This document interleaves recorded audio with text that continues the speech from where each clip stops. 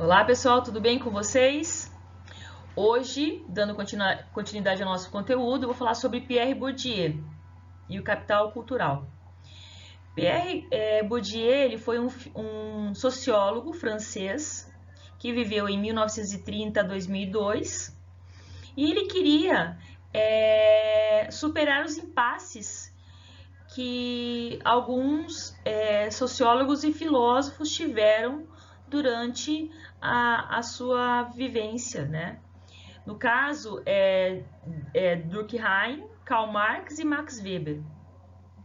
Ele era um seguidor de Karl Marx só que em compensação, mesmo ele sendo uma pessoa totalmente a favor de alguns pontos que Karl Marx dizia, tinha um ponto que ele discordava, que era a questão de dizer que a economia influenciava o sistema de classes. Ele dizia que a economia, sim, influenciava o sistema de classes, mas não era a única questão.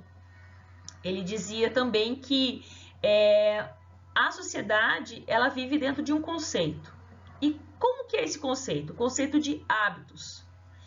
Falava que as pessoas, elas, quando pequenas, elas são criadas dentro de um sistema, dentro de um grupo social.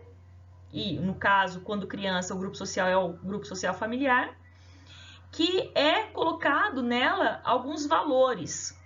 E esses valores se tornam uma questão cultural e, consequentemente, isso pode afetar diretamente no tipo de pessoa, de cidadão que ele vai se tornar futuramente.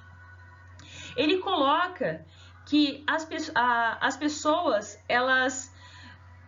No caso, as pessoas da classe baixa, elas não possuem o mesmo nível cultural que uma pessoa de classe alta.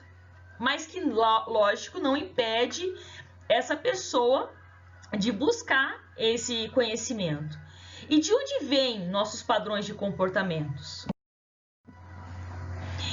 Ele fala da questão do capital cultural, que é um conjunto de conhecimentos que os indivíduos adquirem ao longo da vida e aplicam nas diversas situações e desafios do cotidiano social.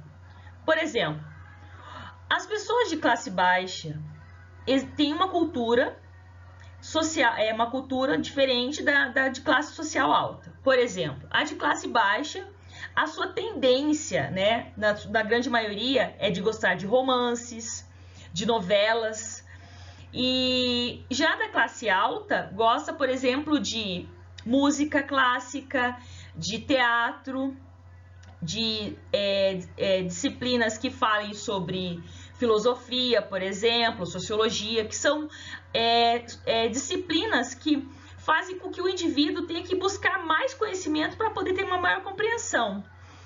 E ele fala que a disposição social acaba aprendendo um sistema para poder conviver. No caso, ele fala da questão dos círculos sociais, né? Que, por exemplo, uma pessoa pobre, ela pode conviver num ciclo social igual ao de uma pessoa que tem um poder aquisitivo, se ela tiver o mesmo nível cultural, se ela tiver aprendido a lidar, a conviver com as pessoas que tenham um nível social maior.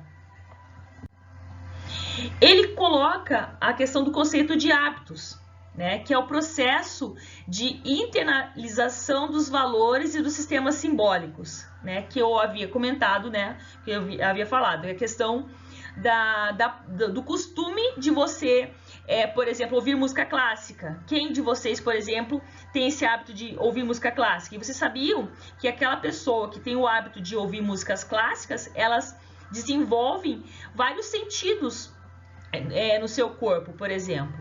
E isso é um costume que nem todas as pessoas possuem, né? Ele fala das exposições consistentes na maneira como os indivíduos entendem, sentem e percebem a realidade social. E lógico que também ele fala da questão do campo, né? Que, por exemplo, dentro de um campo existem algumas regras. Se você não entende essa regra, por exemplo, consequentemente, você não vai conseguir sobreviver ao jogo se você não conhecer a regra. É a mesma coisa da questão do hábitos que a pessoa precisa ter para poder sobreviver a uma determinada situação, por exemplo. E ele fala da questão da estrutura e dos estruturantes. O que seria isso, na verdade? As regras, elas já estão ali, elas já existem. Mas, consequentemente, elas acabam se mantendo. Por quê? Porque existe um sistema que facilita essa sobrevivência. Por hoje é só, pessoal. Tenha uma semana abençoada. Até a nossa próxima aula. Um beijo. Tchau, tchau.